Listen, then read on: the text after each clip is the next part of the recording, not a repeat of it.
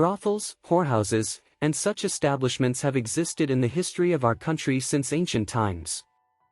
In feudal society, due to the shackles of patriarchy, women were forced to be in a subordinate position and engage in such despicable work.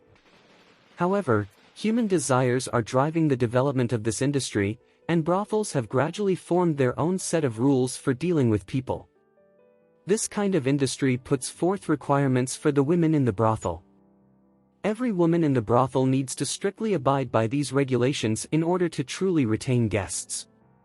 The original meaning of brothel refers to a house with exquisite decoration, which later evolved into the meaning we are familiar with. This is because the rich and powerful men in ancient times raised their female relatives in their gorgeous houses, and brothels were commonly used to refer to places where women served and performed arts. The second is that the conditions of places where women lived in groups in ancient times were not bad, so it is reasonable to call them brothels. And to talk about the development history of brothels, we have to mention Guanzhong, an important minister of Qi state in the spring and autumn periods. Guanzhong is a representative figure of the Jiren school of Zhuzi. He was recommended by Bao Shiya and was appointed prime minister by Duke Huan of Qi.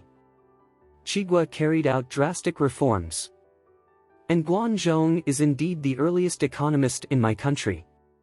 The economic thought he put forward can be said to be very focused on consumption for economic development, emphasizing commerce and trade so that the country can accumulate wealth and eventually become rich and strong. Guanzhong once gave the example that carving wood needs to be used to burn firewood, which is enough to reflect Guanzhong's economic thinking. Therefore, under Guanzhong's reform, various industries in Qi state experienced amazing prosperity, including the original brothel. Guanzhong built 7 government-run brothels in Linzi, the capital, to absorb business travelers from other places and levy heavy taxes on them.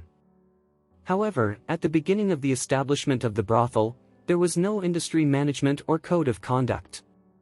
The operation of the brothel was very chaotic at the beginning, and many customers sometimes did things that were too outrageous. In order to prevent customers from doing excessive things to women and, at the same time, to promote a uniform standard of practice for brothel women, a famous prostitute in the brothel industry summed up a few business rules, and it is these rules that can better attract customers. First of all, there are 3 chapters of agreement. Women in brothels will not choose customers who fight for girls. First of all, this rule is to ensure that the women in the brothel have customers, and this rule can also exclude customers with violent tendencies, further ensuring the personal safety of the women in the brothel. It can also promote the unity of the brothel women, saving money. It made some women with more ordinary looks jealous when they saw the popularity of famous courtesans. Brothel girls don't entertain customers who are afraid of guilt. This one is for men who are afraid of their wives. Such a man would definitely dare not tell his wife when he went to the brothel. If one day the wife found out that her husband went to the brothel, she would definitely come to the brothel to make a big fuss. In this way, both sides are not good looking, so the women in the brothel will not receive customers who cannot restrain their wives. Those who have a bad reputation in the brothel will not be accepted. This is equivalent to the merchant blacklisting you. Generally, such people are debtors and rogues. Or some even deceive the feelings of brothel women, causing them emotional or material harm. What's more, if a customer has some infectious disease or has some eccentricity, once the girl in the brothel is hurt, it will be difficult to continue the business. The above 3 rules are the experience summed up by the brothel practitioners at that time, and once the guests do not abide by these rules, they will be turned away by the bustard. Of course, in order to attract customers, the working brothel women also have certain requirements. If the brothel chooses a girl who is strong and rough, aggressive, and domineering as the top card in the brothel, then this brothel will not continue to open. Therefore, women in brothels must have the ability to attract and serve men. At this point, the pimp or brothel keeper will carry out certain training so that the women in the brothel can better satisfy the customers. First of all, it is the selection of the girl's beauty. Appearance is a natural thing, and beautiful women are selected 1 in 100. brothels also need beautiful women to attract customers. After all, everyone has a desire for beauty. Famous prostitutes in history, such as Li Shirshir and Lu Rushi, were all pretty. Of course, beautiful women are hard to find, and even if they are found, it is difficult for them to agree to enter the business. Therefore, most of the women in the brothel may not be very outstanding in appearance, but they are definitely not ugly, otherwise, the brothel will not be patronized by anyone. There is also the talent training of women in brothels. Unlike our imaginations, brothels are actually places where many literati patronize. Lu Yong, Tang Bohu, and many other talented scholars are frequent visitors to the brothel.